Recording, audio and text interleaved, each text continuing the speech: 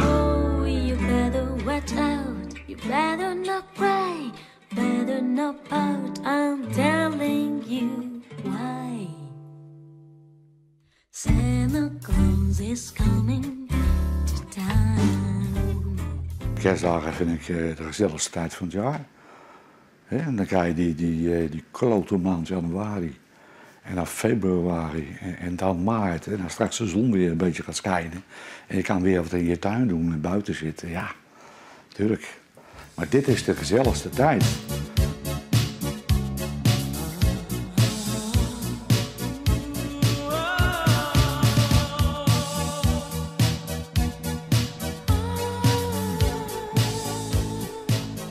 Begin november begin ik.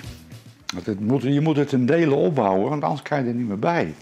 Dus je moet goed de rekenschap geven van dat gedeelte, ja, en dan moet ik het afmaken, want straks staat het andere, dan kom ik er niet meer bij. Dat is gewoon heel vervelend. En het liefst doe ik het alleen. Niet iemand om me heen van, nee, ik doe het zelf. Op mijn eigen tempo. En elke dag even een uurtje, 1,5 uur eraan werken. En dan totdat het klaar is.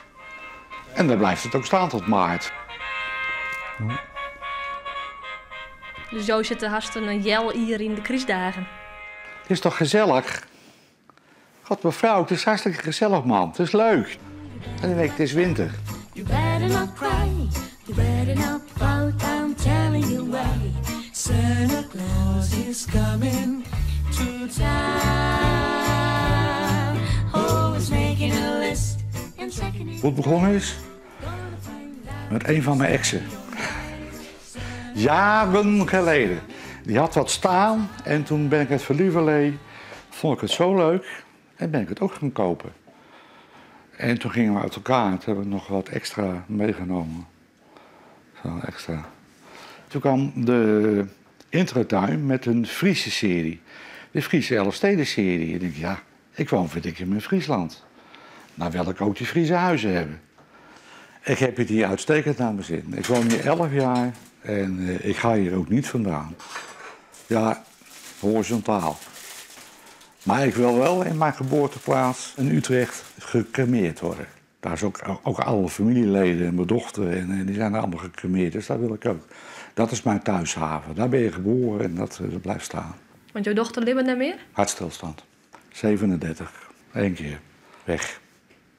Maar ik miste nog elke dag. Maar het is nu 10 jaar. Ze is in 2010 overleden. Ja, ik zeg nog elke avond als ik naar bed ga. Peet, wat rusten. Morgen gezond voorop. Want ze blijft toch onderdeel van je leven. Ja, en dat kan je niet uitvlakken. Maar dan liep je die kriesdagen maar wel moeilijk als je dochter er net meer is. Dat valt wel mee. Het leven gaat door. Het leven gaat door. Het hele leven bestaat uit bewegingen die weer afnemen of helemaal verdwijnen. En daar moet je mee verder kunnen. Als je daar niet mee verder kan, dan kom je net als die 10.000 mensen bij een psycholoog. Ja, rot op. Dat kan je ook zelf. Daar heb ik geen psycholoog voor nodig. Ja, maar je mag wel verdrietig zijn. Dit is ook hobby. Hobby en geen therapie. Nee, geen therapie. En wat vind je er het leukste aan? Het opbouwen. Het opbouwen. En als het dan eenmaal staat en je gaat zitten met een lekker glaasje bier en je kijkt dus om je heen en alle lampjes branden. Ach, fantastisch. Dat is het mooiste. En dan blijft het ook staan tot maart. Klaar. Het is winter. Nee, prachtig. De volgende week ga ik rustig afbreken. En dan wordt mijn kamer weer ingericht zoals die ingericht moet zijn. En dan komt het begin november weer naar beneden.